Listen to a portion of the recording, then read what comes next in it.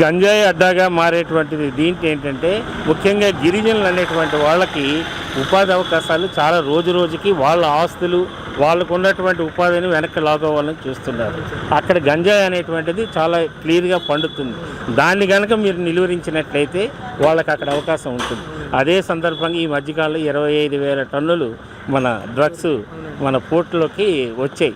ఇదంతా పోర్టులోకి మీరు వెళ్ళండి, పోర్టులోకి రానిస్తారేమో, రానివ్వరు, కానీ అలాంటిది ఒక షిప్నే రానిచ్చారు. ఇవన్నీ తెలుసుండి జరుగుతున్నటువంటి కార్యక్రమాలే తప్ప ఇవేవి మనకు తెలియకుండా కళ్ళు కప్పి జరిగేటువంటి కార్యక్రమం కాదు.